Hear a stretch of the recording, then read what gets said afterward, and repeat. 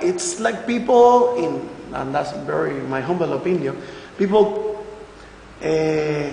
misjudge progress or development. Those words to be based on the satisfaction of basic human needs. Once you have that, all the things. Welcome.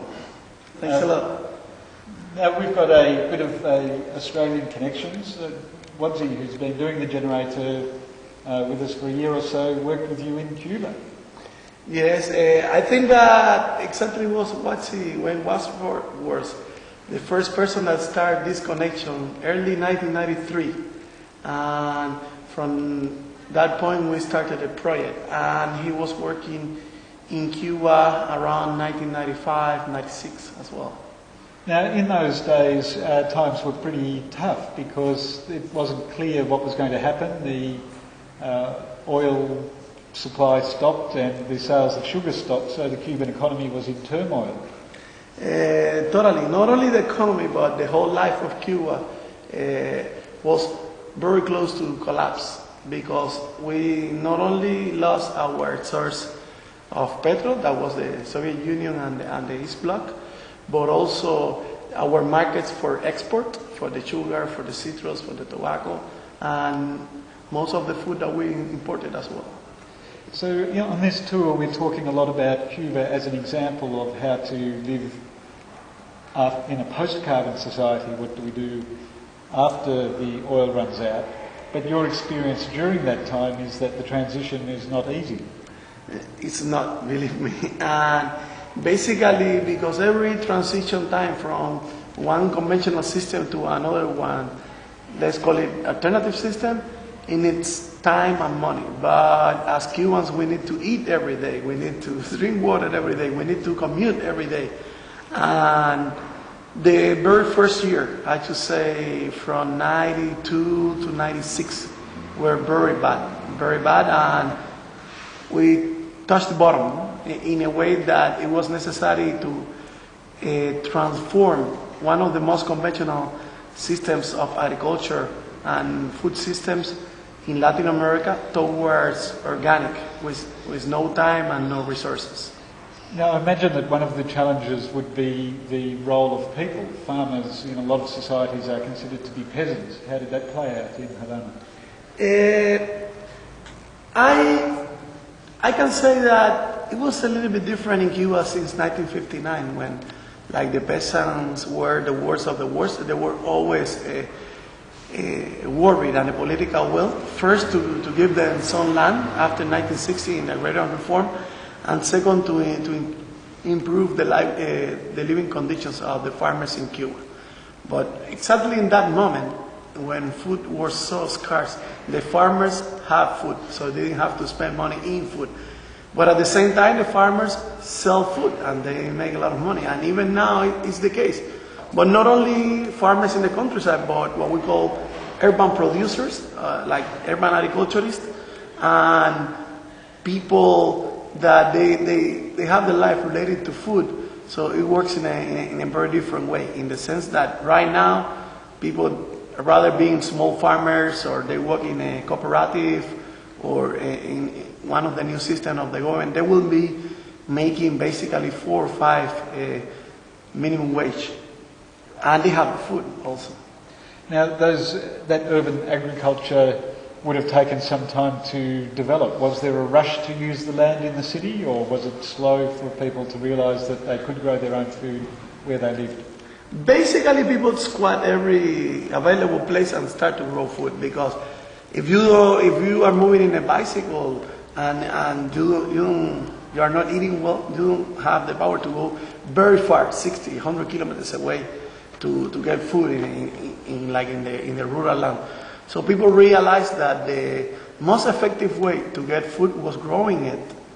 And it's sad that humans understand those things the hard way, but it's the way it is, and people realize it. So even taking into account that in Cuba, like people that were living in the city considered like agriculture, and they related a little bit to all the plantation agriculture, slavery, illiteracy problems, money in their feet and things like that.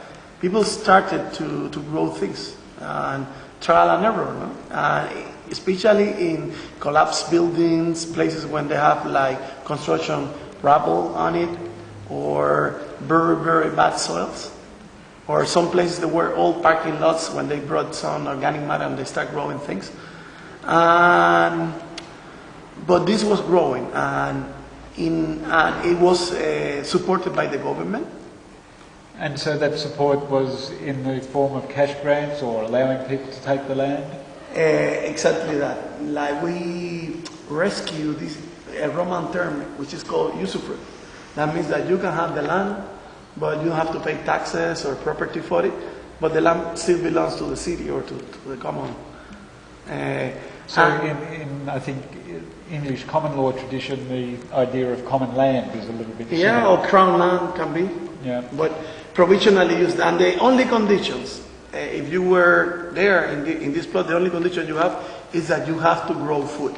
If you are not growing food, the place was idle. They take it to you and they give it to somebody else. And so, was there a lot of competition for that land? If people were filling all the available spaces and growing food, was there? I mean, there were a lot of food riots and things like that. Were there land riots as well?